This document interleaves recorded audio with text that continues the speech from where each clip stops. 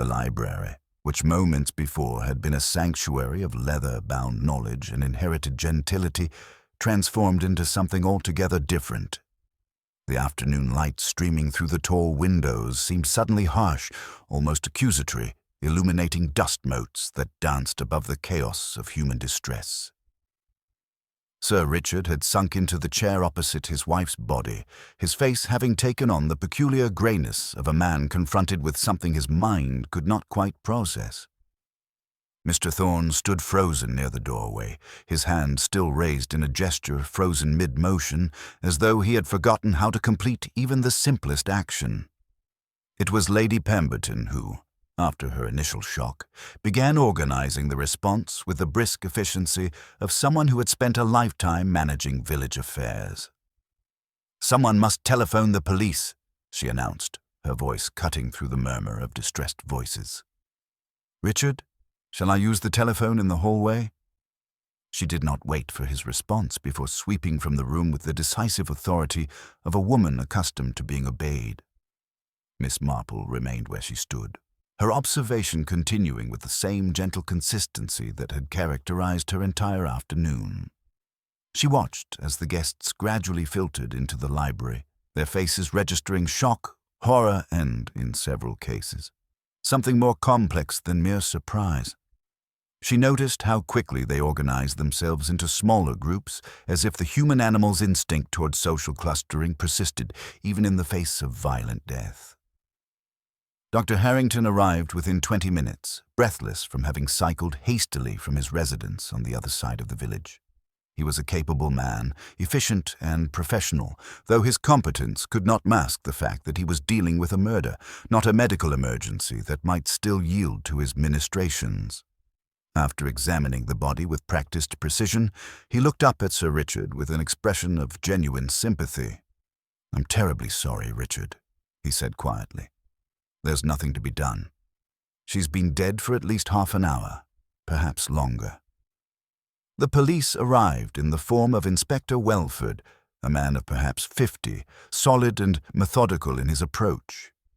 He came with a constable and a notebook, and his first action was to secure the library, requesting that all guests remain in the drawing room until preliminary statements could be taken. It was during this enforced gathering that Miss Marple's observations truly began to accumulate. Miranda Ashworth had emerged from wherever she had been hiding, her face streaked with tears, though whether these were tears of genuine grief or of shock, Miss Marple found herself unable to definitively determine. The girl seemed disoriented, confused by the sudden upheaval of her afternoon.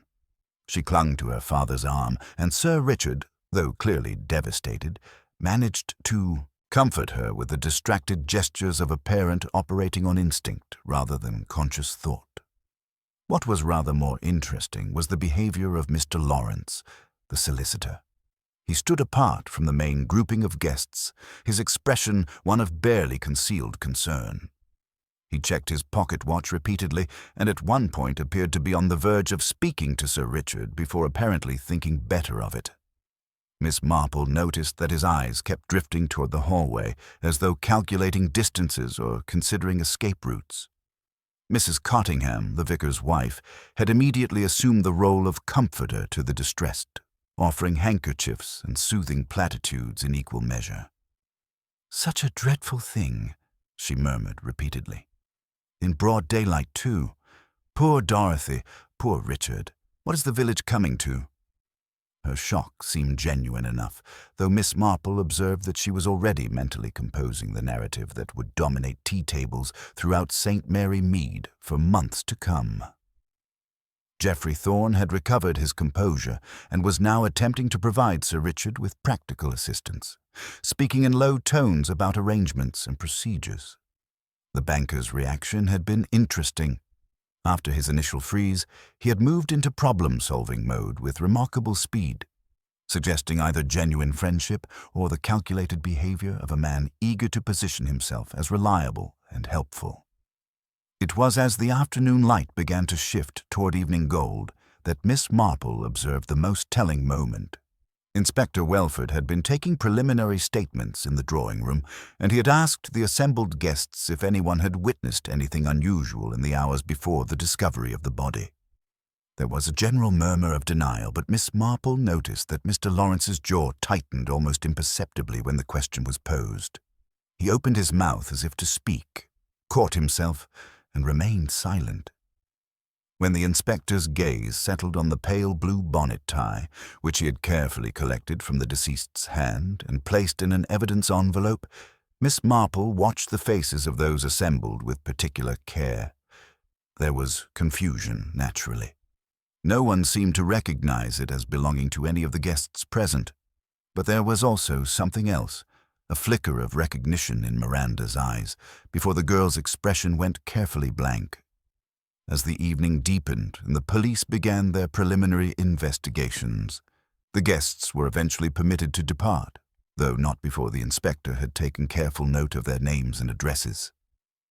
The drawing room emptied gradually, each departing guest casting one final glance toward the library, as though the scene of violence held some inexplicable fascination. Miss Marple was among the last to leave. As she gathered her cardigan and her knitting bag, she paused to speak briefly with Sir Richard. "Such a dreadful business," she said gently. "You must let us know if there is anything the village can do to assist during this difficult time."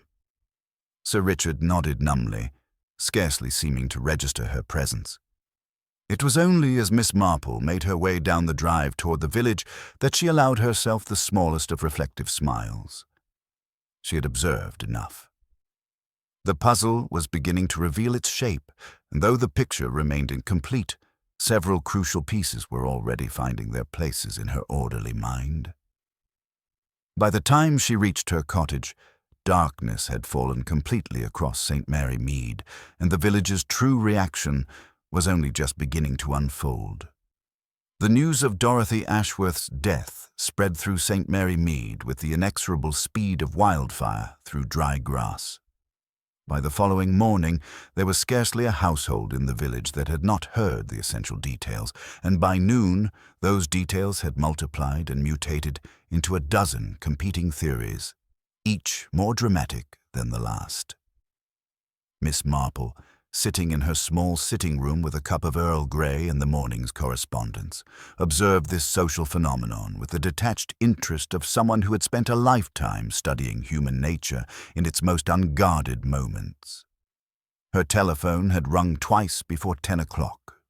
First with Mrs. Cottingham offering breathless details about how dreadfully shocked everyone was, and second with Lady Pemberton, who seemed primarily concerned with ensuring that Miss Marple understood the tragedy had nothing whatsoever to do with the village's moral character or her own management of social affairs. Miss Marple had listened to both conversations with the patience of a confessor, offering non-committal observations that neither confirmed nor contradicted the speaker's preferred narratives. By mid-morning, she decided that a walk to the village post office would be both pleasant and illuminating. The post office, run by Mrs. Henderson with the efficiency of someone who understood that mail delivery was merely a secondary function to the distribution of gossip, served as the true nerve center of St. Mary Mead's social communication. Miss Marple found the establishment crowded with the usual morning traffic, though the conversations had taken on an unusual intensity.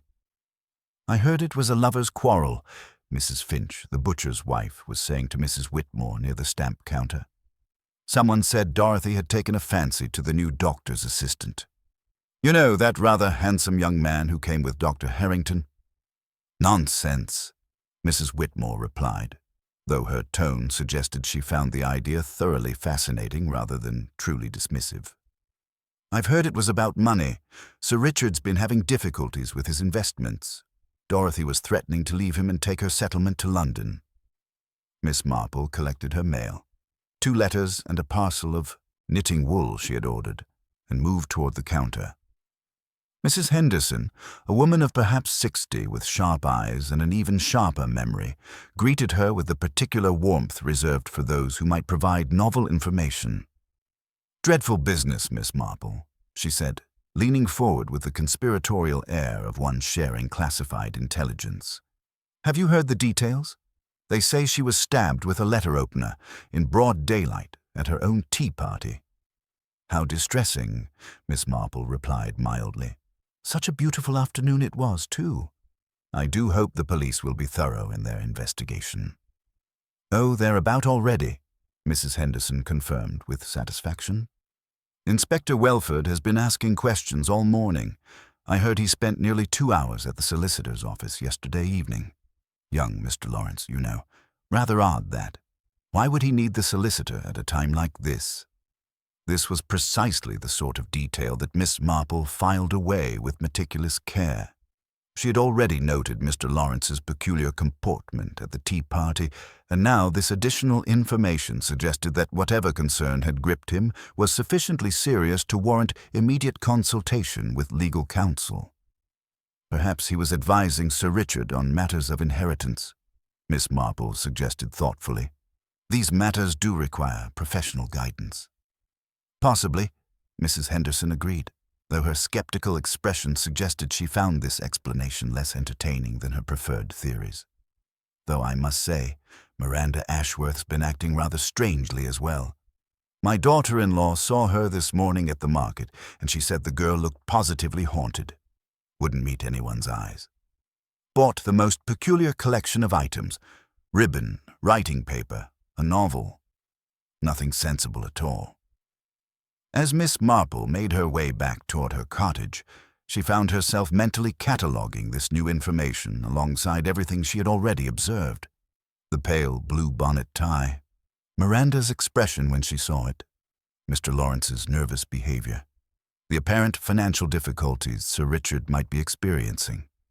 Each detail remained a separate thread, but the tapestry they were beginning to form was becoming increasingly coherent.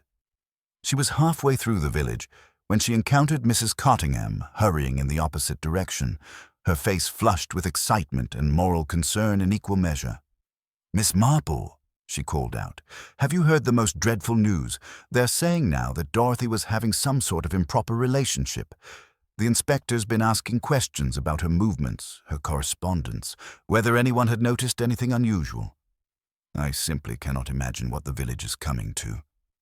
And poor Miranda, the girl will be quite unmarriageable after this scandal." "People are remarkably resilient," Miss Marple observed gently. "And one should perhaps wait for facts before forming conclusions about matters so serious." "Oh, but that's precisely what I'm saying," Mrs. Cottingham continued breathlessly. "The facts are already emerging. Apparently there was a letter found near Dorothy's body. The inspector didn't mention it at the tea party, but Mrs. Harrington's husband mentioned it to the vicar, who mentioned it to me. A love letter, they think, though no one knows from whom." This was new information indeed, and rather more significant than Mrs. Cottingham appeared to realize. Miss Marple's expression remained pleasantly neutral, but her mind was working at considerable speed, reassessing the pieces of the puzzle in light of this additional element. By the time she reached her cottage, she'd already begun to perceive the outline of a motive far more complex than the village's standard theories of crimes of passion or financial desperation. Someone in St. Mary Mead had possessed both reason and opportunity to commit murder, and that someone had been sufficiently clever to ensure that the obvious suspects would immediately draw the inspector's attention away from the truth. Miss Marple put on the kettle for tea and settled into her armchair with her knitting, her needles clicking with their familiar rhythm. The investigation was only beginning, but she had already begun to see what others could not yet perceive. It was only a matter of time before the rest of the village caught up. Inspector Welford had established a temporary office in the small sitting room of the Ashworth Manor, a space that had once been used for ladies' correspondence, but now served as the operational center for a murder investigation. It was there, on the morning of the second day following Dorothy's death, that he received a visit from Miss Marple, who had sent word through the constable that she possessed information of potential relevance to the case. The inspector, a man of methodical temperament but limited imagination, regarded her with the polite skepticism that most police officials reserved for civilian witnesses who imagined their observations more significant than they actually were. He gestured to a chair across from his makeshift desk, where scattered papers and a notebook bore testimony to his preliminary investigation. "Miss Marple," he began, his tone suggesting he was doing her a considerable favor by receiving her at all. "I understand you were present at the tea party when Mrs. Ashworth's body was discovered. I trust you've come to provide some detail I may have overlooked in my initial statement-taking." "Not precisely, Inspector," Miss Marple replied, settling herself with the careful deliberation of someone whose joints required respect. "Rather, I've come to share an observation that may or may not prove relevant, but which I thought it best to bring to your attention, rather than allow it to circulate through the village gossip mill, where it might become distorted beyond recognition." This phrasing seemed to pique his interest slightly. Welford leaned back in his chair, gesturing for her to continue. "When Mrs. Ashworth's body was discovered," Miss Marple began, "there was a pale blue silk bonnet tie clutched in her hand. A rather distinctive item, I thought, given that Mrs. Ashworth was not a woman given to such ornamental accessories. The modern woman, particularly one of Mrs. Ashworth's sophistication, tends towards simpler arrangements." "Yes," Welford acknowledged, consulting his notes.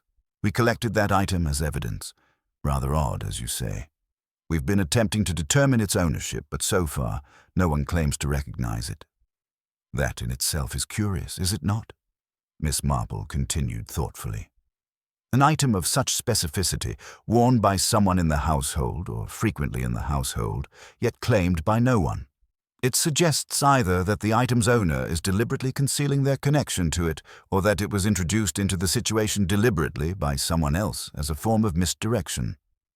Welford's expression shifted slightly, registering a degree of respect that had been absent moments before. "You have a point, Miss Marple, though I'm not certain how I might proceed with such speculation without additional evidence." "Perhaps," Miss Marple suggested delicately, "you might inquire as to whether the item matches any bonnet ties in Miss Miranda Ashworth's possession. Young ladies are often given such accessories, and they can be rather distinctive in their shades and materials." The inspector made a note, then looked up with a question forming on his lips. "You suspect the daughter?" "I suspect nothing, Inspector," Miss Marple replied with gentle firmness. "I merely observed that a young woman who vanished from a gathering shortly before a murder, only to return just as the body was being discovered, warrants careful investigation. And a young woman who, according to village speculation, has been behaving unusually since the death, purchasing items at the market in a state of apparent distress, might have information that would prove valuable to your inquiry." Over the course of the next hour, Miss Marple shared additional observations that she had accumulated through her careful attention to social detail. She mentioned that Mr. Lawrence, the solicitor, had seemed unusually agitated at the tea party and had subsequently consulted with Sir Richard at considerable length. She noted that Sir Richard's financial circumstances might warrant investigation, as financial motive remained one of the more reliable catalysts for serious crime. She observed that the letter opener used as the murder weapon was relatively accessible, kept in a desk drawer that was not locked, suggesting that the murderer had either been familiar with the location of such items or had discovered it by chance during a period of agitation. What she did not mention, though she thought it with considerable certainty, was that the bonnet tie had been placed in Dorothy's hand deliberately, as though someone wished to direct suspicion toward a particular party. It was the sort of detail that required more evidence before it could be articulated, yet it was precisely the sort of detail that revealed the true sophistication of the criminal mind at work. As she rose to depart, the inspector walked her to the door. "Miss Marple," he said, and there was genuine gratitude in his tone, "your observations have proven more useful than I anticipated. Should you notice anything else during your daily interactions in the village, I trust you would inform me." "Of course, Inspector," she replied, "though I confess I hope the matter is resolved with efficiency. Murder has a way of poisoning the atmosphere of a community, making neighbors suspicious of one another, turning trust into wariness. St. Mary Mead deserves better than that. Walking back toward the village, Miss Marple found herself reflecting on the curious nature of human deception. The murderer had been sufficiently clever to create layers of misdirection, yet not sufficiently clever to understand that the most obvious clue, the bonnet tie, was precisely the sort of detail that would catch the attention of someone whose entire life had been spent observing the patterns of human behavior. By the time she reached her cottage, she had already begun to perceive the shape of what had truly occurred at Thornfield Manor. The question now was not who had committed the murder, but rather how to ensure that the truth emerged without causing unnecessary pain to those who were innocent.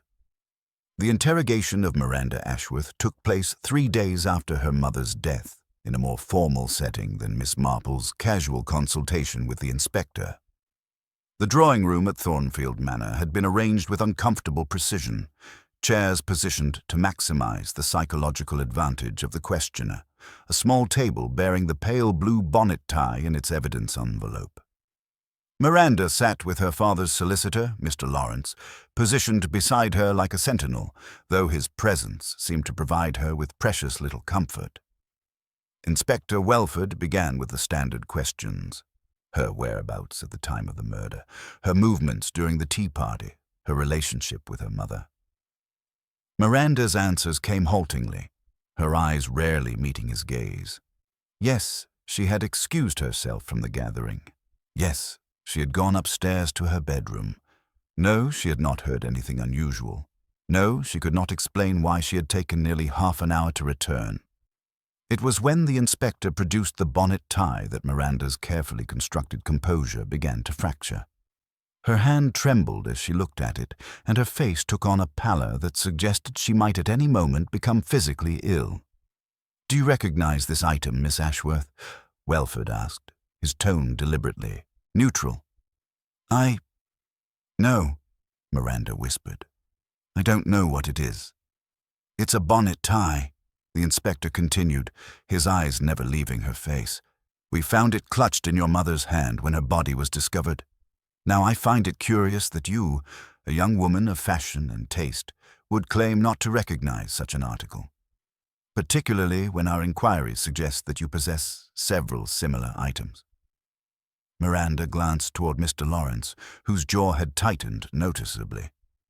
Before he could intervene, she spoke, her voice barely audible. "It might be mine. I have several such ties, but I don't see how that's relevant. Surely anyone in the household might have dropped it." "Dropped it?" Welford leaned forward slightly. "It was found in your mother's hand, Miss Ashworth. Not dropped casually on the floor, deliberately grasped, which suggests to me that either you placed it there or someone wished to implicate you in the crime." The silence that followed was profound and uncomfortable. Mr. Lawrence began to speak, invoking his client's right to counsel and her emotional fragility, but Welford waved him away with the authority of a man investigating a capital crime. "Where were you precisely between 3 and 4 o'clock on the afternoon of the murder?" he pressed. "In my room," Miranda insisted, though her voice lacked conviction. "I told you, I needed to be alone. Mother and we'd had a disagreement that morning." This was new information, and it clearly interested the inspector considerably. "What sort of disagreement?" Miranda's eyes filled with tears, and she seemed to struggle with the decision of what to reveal. "Mother found a letter," she said finally. "It was addressed to me. From someone. She was furious. She said dreadful things about my character, about my future, about how I was bringing shame to the family name." "From whom was this letter?" Welford demanded. "I can't say," Miranda replied, shaking her head vehemently. "I simply can't. It would hurt someone innocent." Mr. Lawrence now insisted more forcefully that the questioning cease, that his client was clearly distressed and in no condition to continue without proper rest and legal counsel. Welford, recognizing that he had reached the limits of what he could extract in this particular session, concluded the interrogation, but his expression suggested that he was far from finished with Miranda Ashworth. That evening, as news of the interrogation filtered through St. Mary Mead via the reliable channels of village communication, Miss Marple received a visitor. It was Geoffrey Thorne, the banker, who appeared at her cottage door with an expression of controlled anxiety and carried himself with the careful deliberation of a man bearing an unwelcome burden. "Miss Marple," he began, after accepting her offer of tea with a politeness that seemed almost mechanical, "I find myself in rather an awkward position. As a friend of Sir Richard's, I feel obligated to assist in clarifying certain matters that the police investigation has raised. Yet I'm uncertain whether doing so would constitute a betrayal of confidence."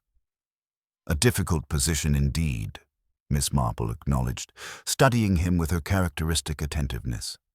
"Though I find that truth, however uncomfortable, tends to be less damaging than the alternative of allowing misunderstanding to flourish." Thorne set down his teacup with deliberate care. "Dorothy confided in me some months ago regarding her concerns about Miranda's behavior. She suspected that the girl had formed an attachment to someone inappropriate. Not inappropriate in terms of social standing, you understand, but inappropriate given the circumstances. A man who was already compromised, shall we say. Dorothy was determined to put an end to the arrangement." "Did Sir Richard know of this?" Miss Marple asked quietly. "Not entirely," Thorne replied. Dorothy was attempting to manage the situation discreetly to avoid scandal, but she had begun to suspect that Miranda was meeting this man in secret. She was considering sending the girl abroad to an aunt in Switzerland to separate them. Miss Marple considered this information carefully, turning it over in her mind like a jeweler examining a stone for flaws. "Did anyone else know of Dorothy's intentions?" "Mr. Lawrence," Thorne admitted. "Dorothy consulted with him regarding the legal aspects of sending Miranda abroad, the question of her allowance, whether she could be compelled to go. Lawrence was advising her on the matter." As Thorne departed an hour later, Miss Marple remained in her sitting room, her knitting needles clicking with their familiar rhythm.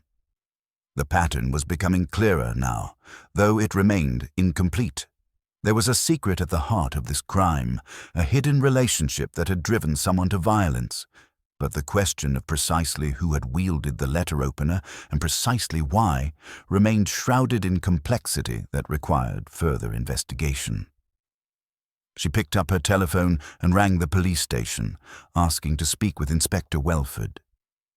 It was time, she had decided, to provide him with additional guidance. Inspector Welford arrived at Miss Marple's cottage the following morning, his notebook already in hand and his expression suggesting that he had spent a considerable portion of the night reviewing his case notes. Miss Marple had prepared fresh tea and a plate of biscuits, understanding that the business of murder investigation was rarely conducted on an empty stomach, and the inspector gratefully accepted both offerings. "Your telephone call last evening was most intriguing," he began without preamble. "You suggested that I might direct my inquiries toward understanding the nature of Miranda Ashworth's secret attachment. You also implied that this attachment might be central to understanding the motive for Mrs. Ashworth's death. However, you are notably reticent about specifying precisely who this man might be. I thought it best to allow you to discover that particular detail yourself, Inspector," Miss Marple replied thoughtfully. "My role is to suggest directions for investigation, not to conduct the investigation itself. However, I will say that your inquiries should focus upon men in the village who possess both opportunity and motive for deception. A man, perhaps, who might have legitimate reasons for concealing a relationship with a young woman. A man with professional standing or personal circumstances that might be jeopardized by such an association." Welford's pencil moved swiftly across the page of his notebook. "You're describing someone of considerable standing in the community, then. Someone whose reputation would suffer significantly from exposure." "Precisely," Miss Marple confirmed, and someone whose professional responsibilities might have brought him into regular contact with the Ashworth household. Someone, perhaps, whose presence would not have been remarked upon by servants or other observers. The inspector set down his pencil and looked at her directly. "You're suggesting the solicitor, Mr. Lawrence? But the evidence against Miranda seems far more compelling. The bonnet tie, her suspicious movements during the afternoon, her inability to account for her whereabouts." "Evidence can be arranged, Inspector," Miss Marple said gently. "And suspicion, once planted in the public mind, grows remarkably vigorous roots.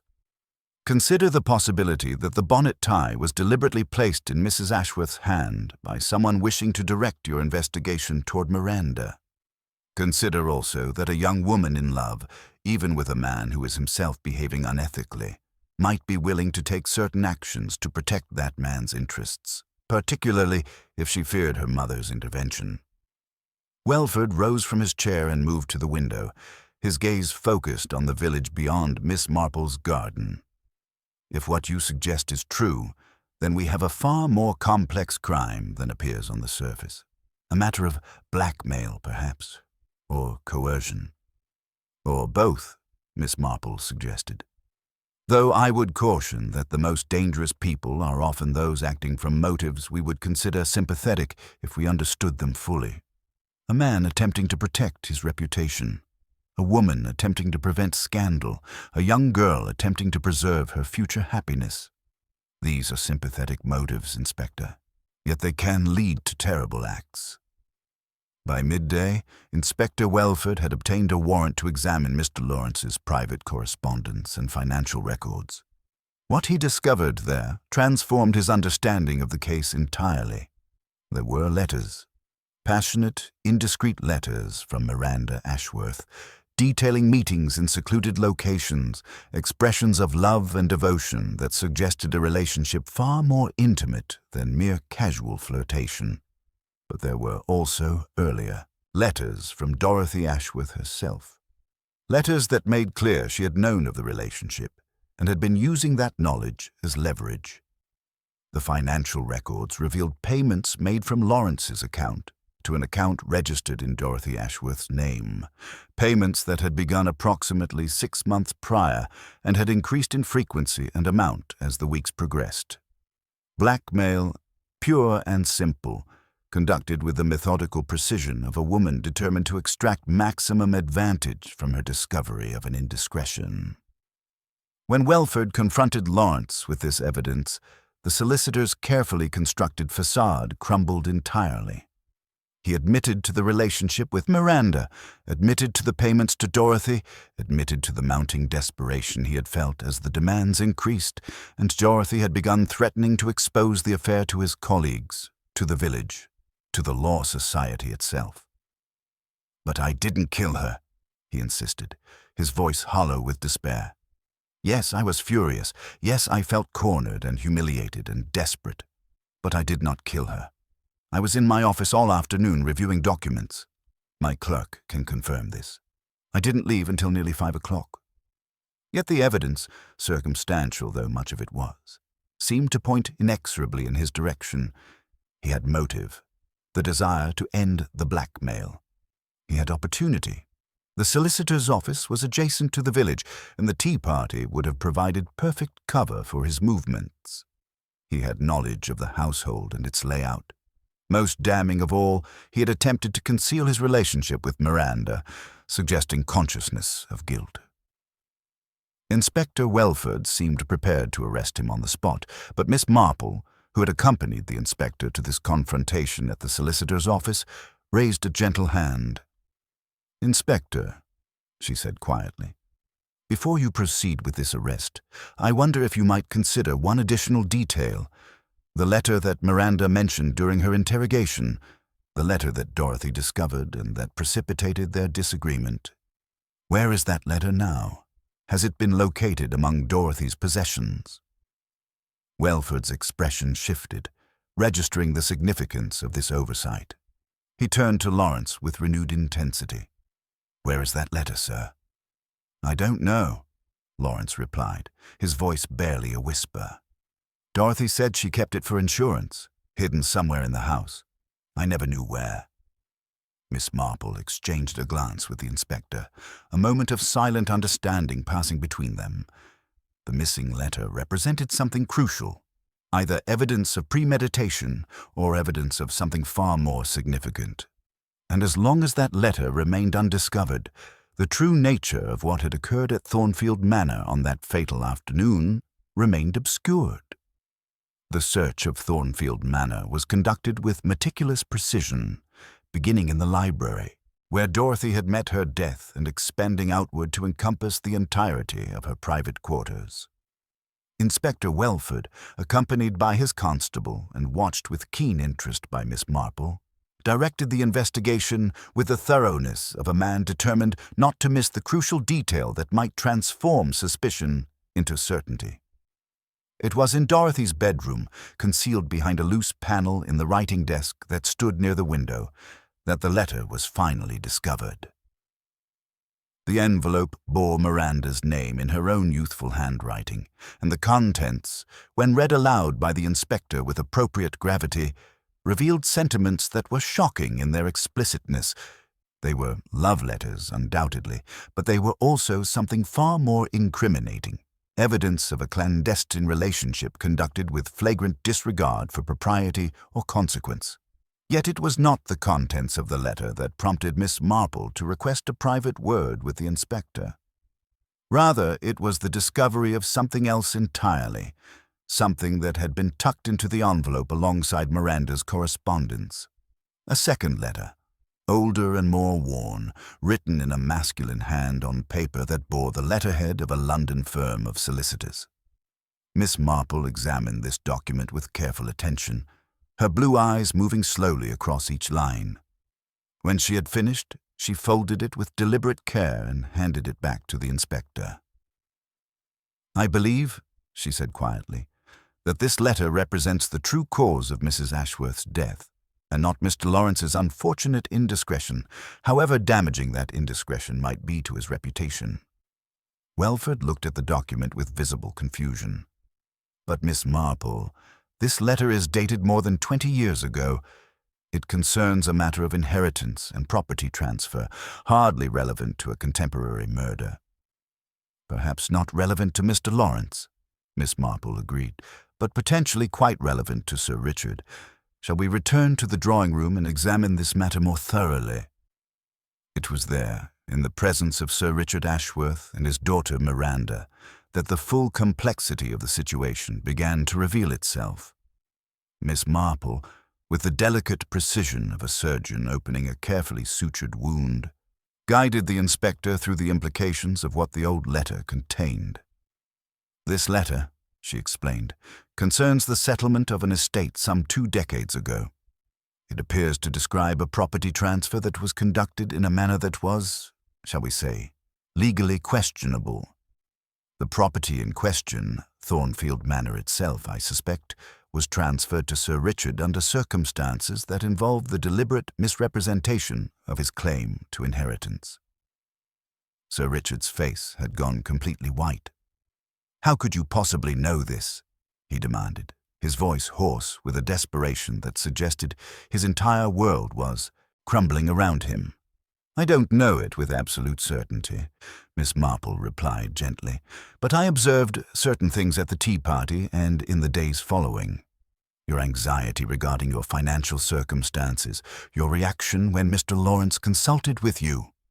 Most significantly, the particular way you looked at that letter when it was discovered, a look of recognition and profound fear rather than mere shock at its contents." Miranda had begun to weep softly, understanding now that her mother's death was not a simple matter of crimes of passion, but something far more complex and disturbing. Sir Richard sank into a chair, his shoulders sagging beneath the weight of what was about to be revealed. "Dorothy found that letter months ago," he said quietly, his voice devoid of all inflection. "She was sorting through old documents, preparing for a cataloguing project. She discovered it quite by accident. She realized what it meant, that my claim to Thornfield Manor, to everything I have built, was legally invalid. that the property should have gone to distant cousins in Yorkshire. And she used this knowledge as leverage, Miss Marple said, not as a question but as a statement of observed fact. Initially, yes, Sir Richard admitted.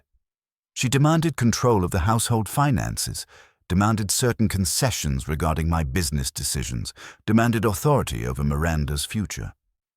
But it escalated. She became obsessed with the idea of exposing the fraud, of ensuring that everyone knew I'd built my life on a lie. She said it would be more satisfying to see me humiliated than to merely exercise control. And when you discovered that she intended to make that exposure public? Miss Marple prompted. I didn't plan it, Sir Richard said, his voice breaking. I swear to you, Inspector, I didn't plan it. I came into the library looking for her, intending to attempt one final negotiation. The letter opener was on the desk. We argued. She laughed at me, actually laughed, and said that nothing I could say would make her reconsider. That she was going to contact the solicitors and set the machinery in motion for a full investigation into the property transfer. He paused, his hands clenching into fists. I picked up the letter opener. I don't even remember doing it deliberately. One moment she was laughing at me, and the next moment she wasn't. The confession hung in the air like a dark cloud, and in the silence that followed, Miss Marple observed the reactions of those assembled. Miranda's face was a study in betrayal and devastation. The inspector's expression was one of grim satisfaction. The case had been solved, though not in the manner he had initially anticipated. The bonnet tie, Miss Marple said softly. You placed that in your wife's hand deliberately, didn't you? Knowing it would direct suspicion toward Miranda. Sir Richard's silence was confirmation enough. You were attempting to protect yourself, Miss Marple continued, by sacrificing your own daughter's reputation and freedom. It is a particularly cruel form of betrayal, sir, born not of passion, but of calculated desperation. As the constable moved forward to place Sir Richard under arrest, Inspector Welford turned to Miss Marple with an expression of weary gratitude. The mystery had been solved, the guilty party identified, but the resolution brought no satisfaction, only the recognition that human weakness and fear could drive even respectable people to monstrous acts. The arrest of Sir Richard Ashworth sent shock waves through St. Mary Mead that rippled far beyond the village boundaries. Within hours, the story had been transmitted to regional newspapers, and by the following morning, journalists descended upon the village like carrion birds, eager to feast upon the scandal of a respected baronet accused of murdering his wife. The narrative they constructed was one of melodrama and moral collapse. A man of standing undone by his own lies, a marriage destroyed by secrets, a family torn asunder by hidden shame. Yet the true aftermath of the crime played out in the quieter spaces of the village, in the private conversations and personal reconciliations that the newspapers would never capture. It was in these quieter moments that the genuine tragedy of the situation revealed itself, stripped of sensationalism and reduced to its essence, the destruction wrought by human weakness upon those who loved the guilty party. Miss Marple received a visitor 3 days after Sir Richard's arrest. It was Miranda, who appeared at her cottage door with the tentative bearing of a young woman whose world had been fundamentally and irreversibly altered. She was dressed in black, the conventional mourning attire for someone who had lost a parent, though her expression suggested she was mourning something far more complex than simple death. "Miss Marple?" Miranda began, her voice tremulous with barely suppressed emotion. "I needed to speak with you, to understand how you came to see what no one else could see, how you understood that my father, that he was capable of—" She could not finish the sentence. Miss Marple gestured her toward a chair and prepared tea with the unhurried deliberation of someone who understood that some conversations required time and composure to unfold properly. "I observed patterns, my dear," Miss Marple said gently, handing Miranda a cup of steaming chamomile. "Nothing more than that. You see, when one has lived as long as I have, one comes to recognize the signs of human desperation in all its various manifestations.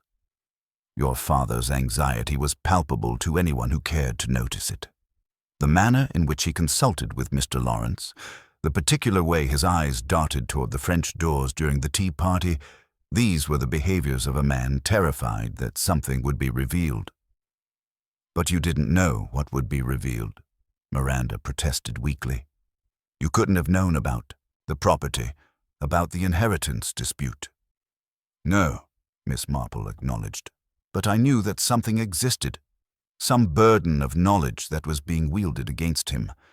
When I discovered that the burden involved both Mr. Lawrence and your mother, it became a matter of simple deduction to recognize that the leverage must have been of a nature that would fundamentally threaten your father's position and reputation.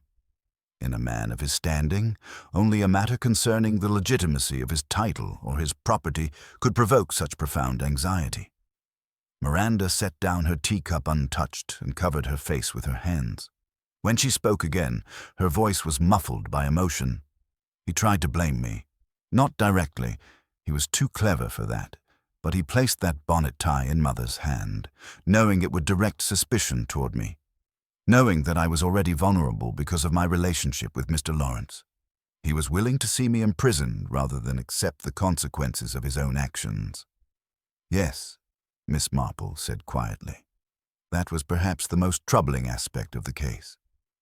Not the murder itself, which one might understand as a moment of desperate impulse, but the deliberate attempt to sacrifice you to protect himself.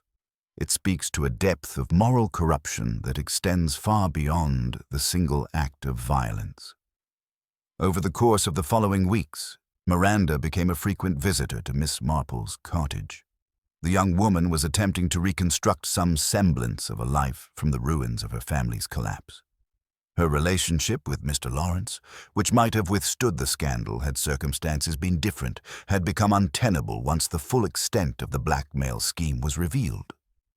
Lawrence, his career in tatters and his reputation irreparably damaged, had relocated to London to attempt some manner of professional reconstruction. Yet Miranda harbored no ill will toward him.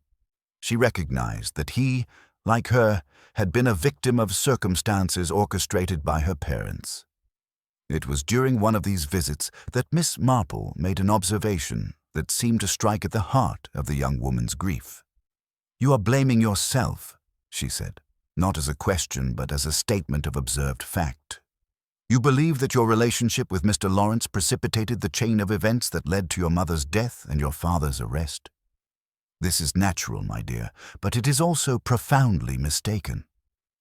"How can it be mistaken?" Miranda demanded, her voice sharp with pain.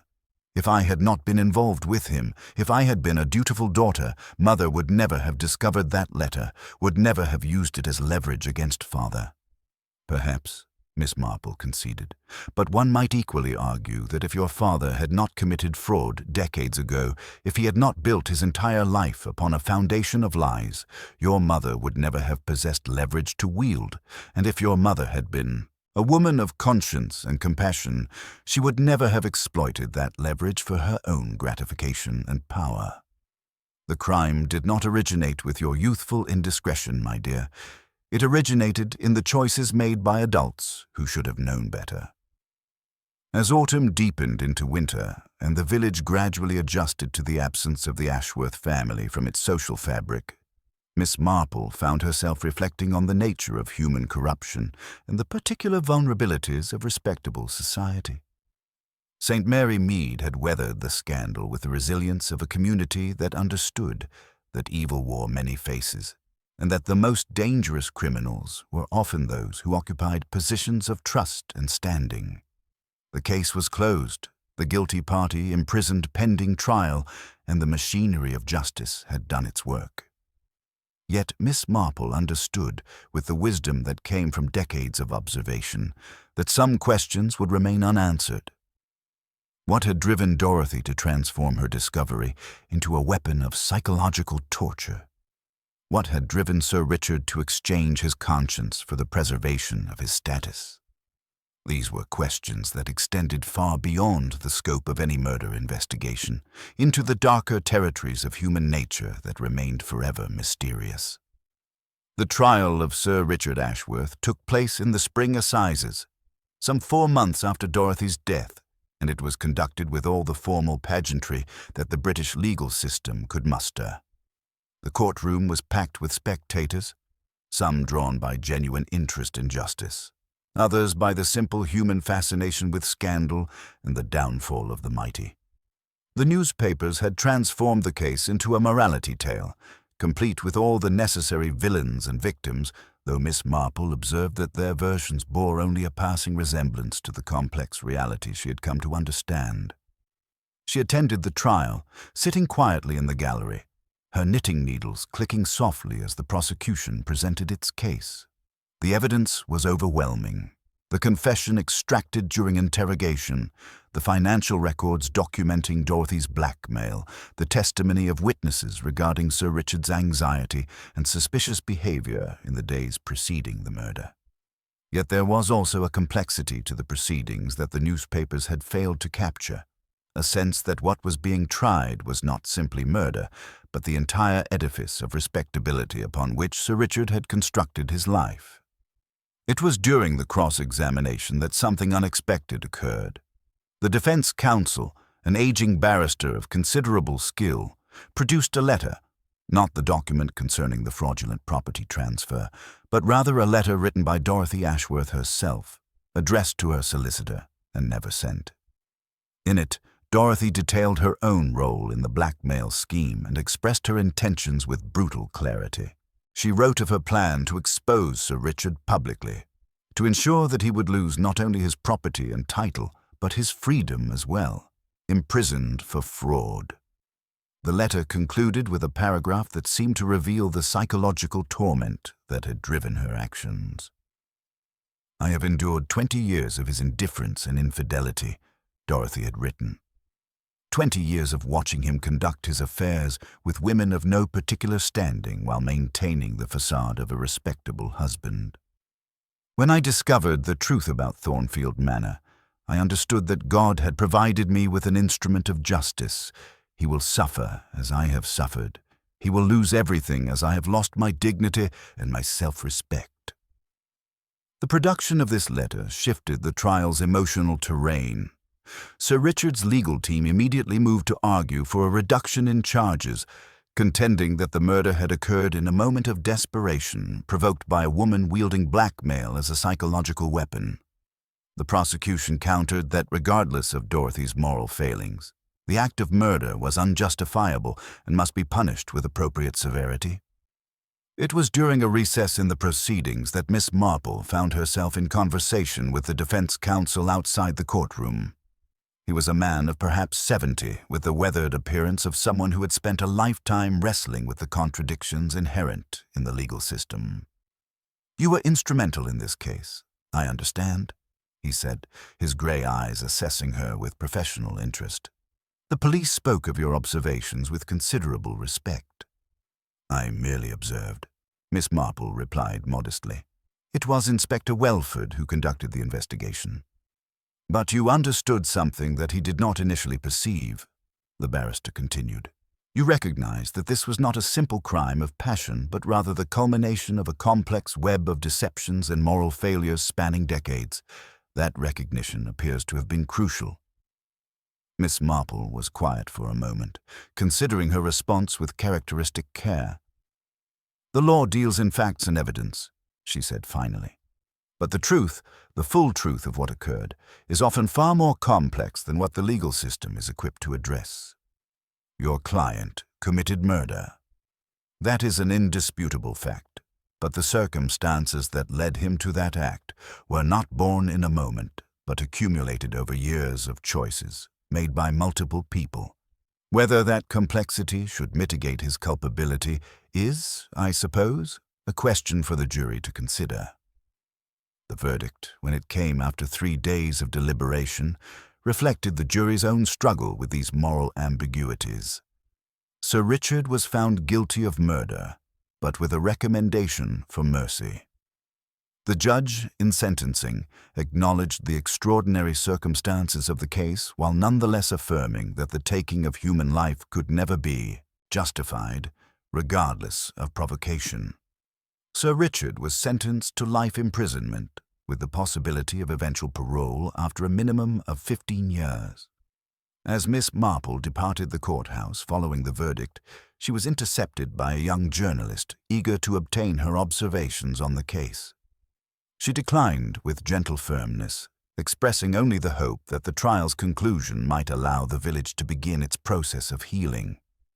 The journalist, disappointed at being denied a colorful quote, attempted to press her further, but Miss Marple simply continued on her way with the quiet determination of someone who understood that her role in the affair had concluded.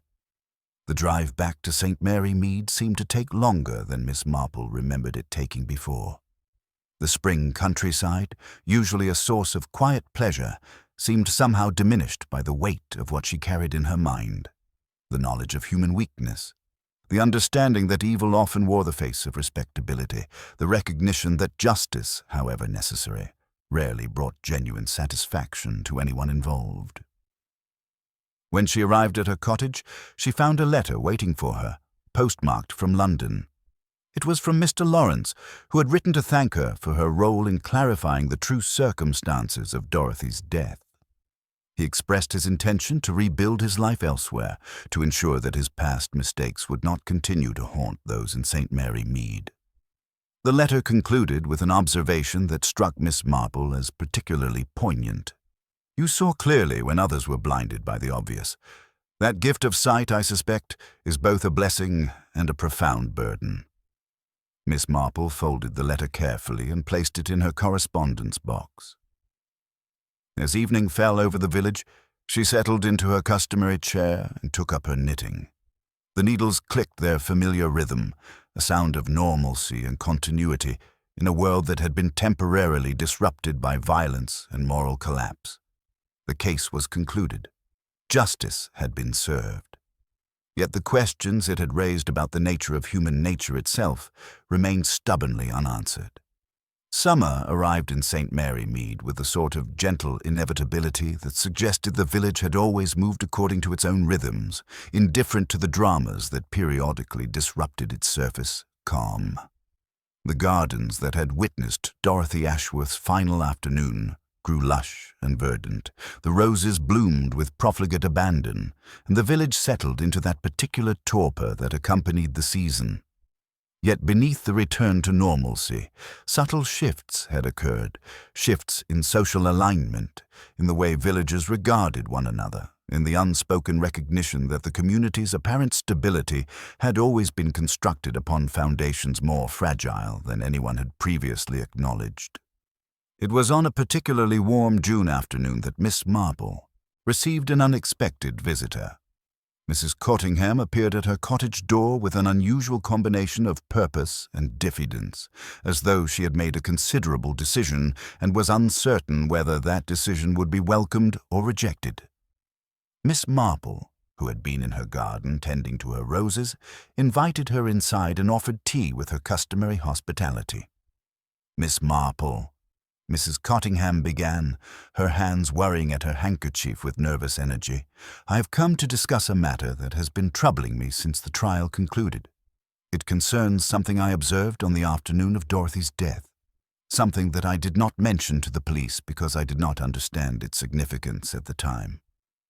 Miss Marple set down her teacup and gave Mrs. Cottingham her full attention, her blue eyes sharpening with the particular focus she reserved for matters of genuine consequence. "I was in the library," Mrs. Cottingham continued haltingly, "retrieving a book that Dorothy had promised to lend me. This was shortly before the scream was heard, perhaps 10 minutes before. I did not enter fully, you understand. I merely pushed open the door and called out to Dorothy. She was there with Sir Richard, and they were engaged in what appeared to be an intense conversation. But what struck me, Miss Marple, was that Dorothy appeared to be holding something in her hand. A small object. It was only when the inspector displayed the letter opener that I realized what I'd seen." "You witnessed the moment preceding the murder," Miss Marple said quietly. "You saw Dorothy holding the weapon that would be used against her." "Yes," Mrs. Cottingham confirmed, her voice dropping to barely above a whisper. "And that is precisely what troubles me. You see, Dorothy was not holding the letter opener in a manner that suggested she felt threatened. She was holding it rather carelessly, almost as though she was gesturing with it while she spoke. It seemed to me, looking back upon the memory, that Dorothy was the one holding the weapon, not Sir Richard. The implications of this observation hung in the air between them. Miss Marple remained silent for a long moment, her mind clearly working through the consequences of this new information. "Why have you come to tell me this now?" Miss Marple asked finally, rather than returning to Inspector Welford with this recollection.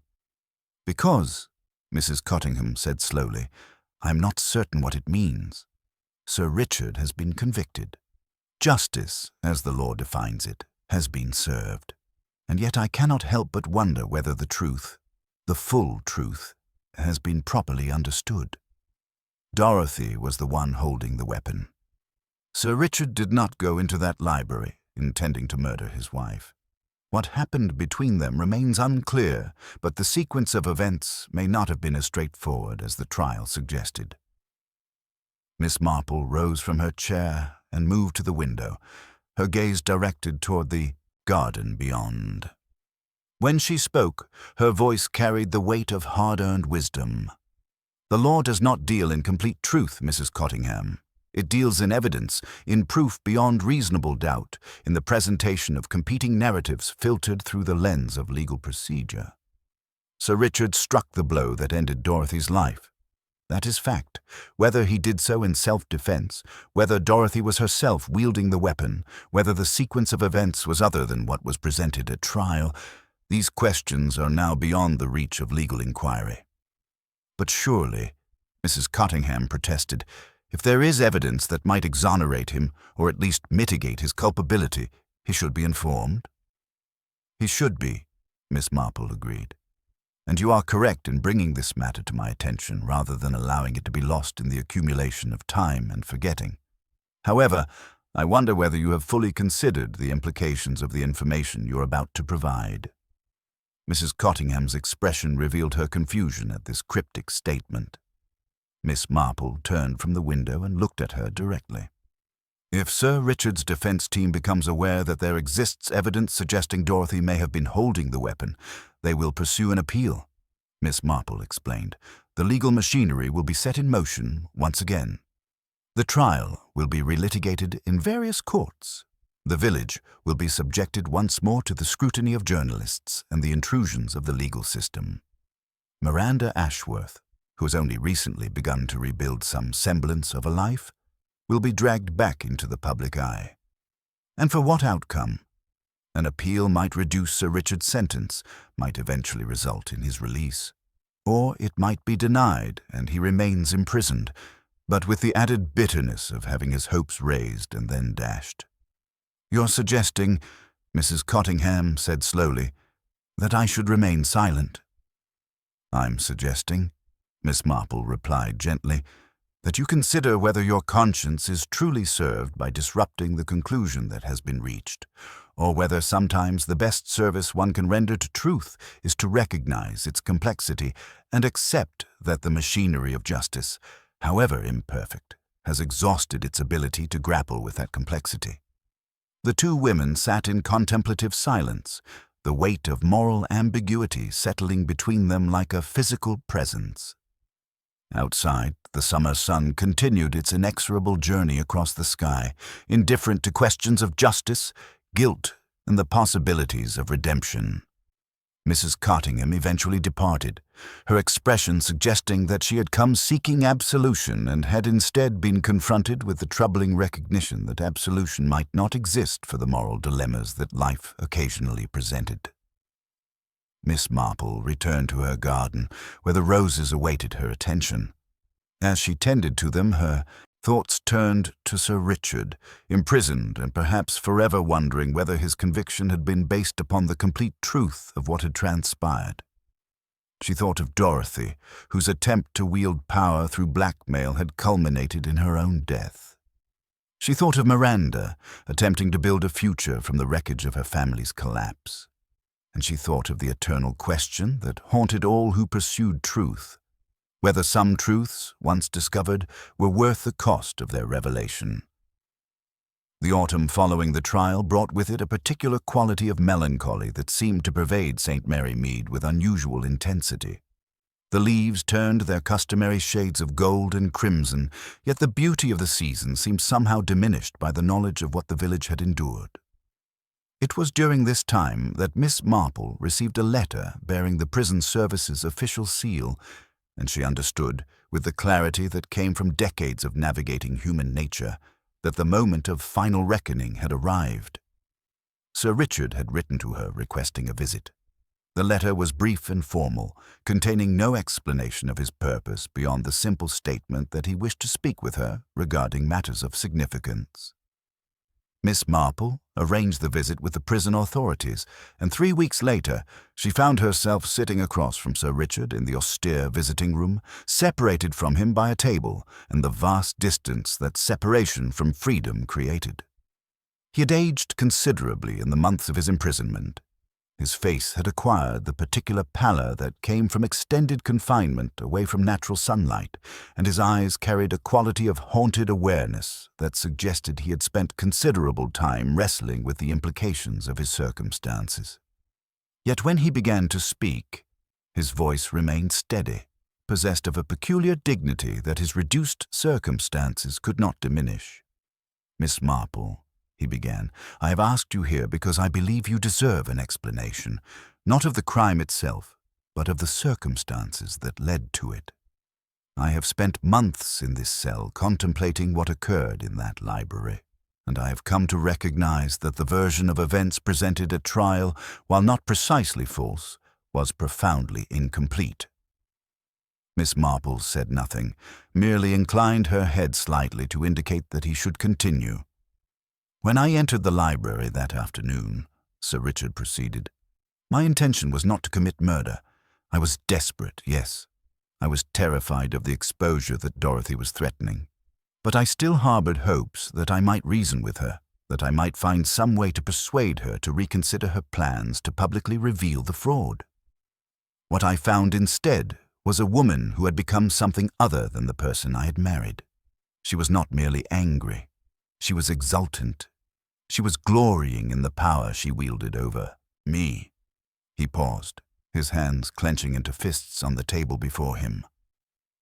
"She held up that letter opener," he continued, his voice dropping lower, "and she told me that she had decided upon a different course of action than the one we had discussed.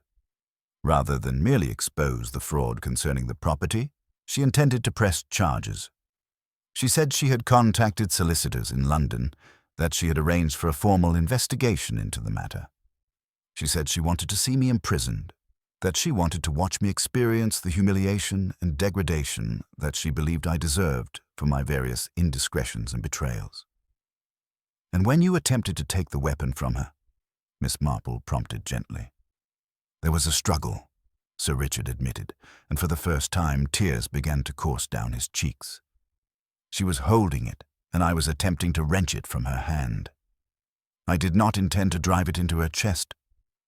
It was an accident, Miss Marple, a terrible, tragic accident born of desperation and fear.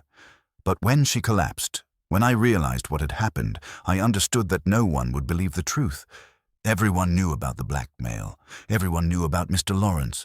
The evidence would all point toward premeditation, toward a calculated crime." "And so you placed the bonnet tie in her hand," Miss Marple said, "not as an accusation, but as a statement of observed fact." "Yes," Sir Richard confirmed, his voice barely audible. "It was a moment of complete moral collapse. I saw the tie on the carpet. It must have been knocked loose from her hair during the struggle. And I thought of Miranda, of how my actions had already caused her such pain. I convinced myself that by directing suspicion toward her, I might somehow protect her, might convince the police that she had acted in a moment of youthful desperation rather than pursuing the investigation in a direction that might uncover other truths about my life." Sir Richard's confession hung in the visiting room's stale air, and Miss Marple sat in contemplative silence for a long moment before responding. "You have told me this," she said finally, "because you have come to recognize the profound immorality of attempting to shift blame onto your daughter. You have spent months in this cell understanding that whatever your intentions, you sought to sacrifice an innocent person to protect yourself. That recognition, I suspect, has been a far harsher punishment than mere imprisonment." "It has," Sir Richard agreed, his voice hollow with despair. "I would give anything to undo not the moment of Dorothy's death, but the moment I placed that tie in her hand, that act, that deliberate choice to implicate my daughter, that is what I cannot forgive myself for. It reveals something in my character that I would have preferred to believe did not exist." Miss Marple rose from her chair with the careful deliberation that age required. "I will not be telling anyone of this conversation. Sir Richard, the truth you have shared with me will remain between us.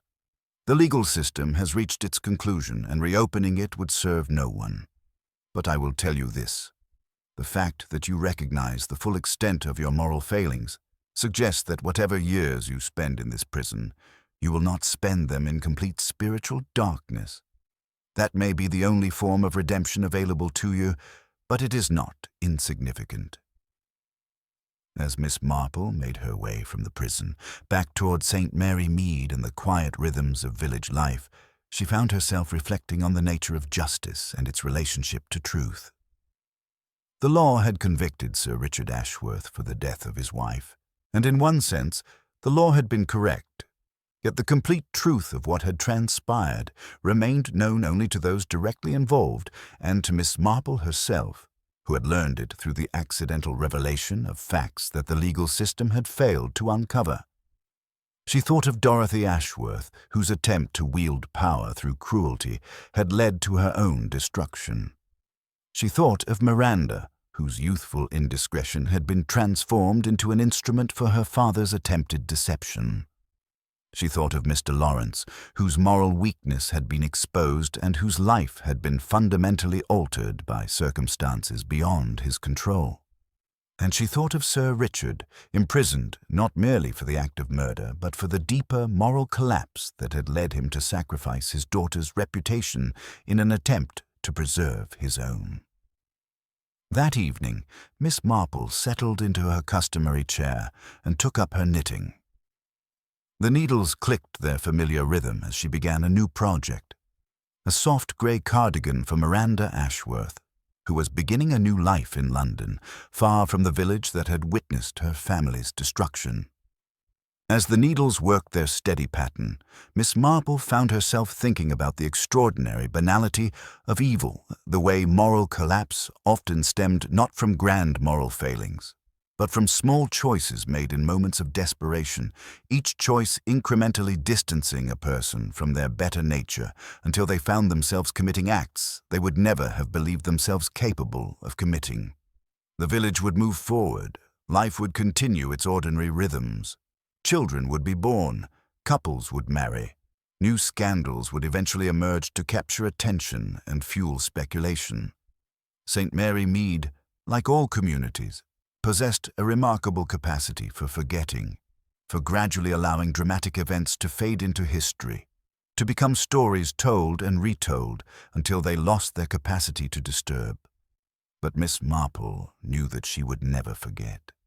The patterns of human behavior that had led to Dorothy's death would remain with her, informing her understanding of her neighbors, shaping her quiet observations of the social dynamics that played out in drawing rooms and village gatherings. As the autumn evening deepened into darkness and the first stars emerged above the English countryside, Miss Marple completed the first row of the cardigan and set it aside.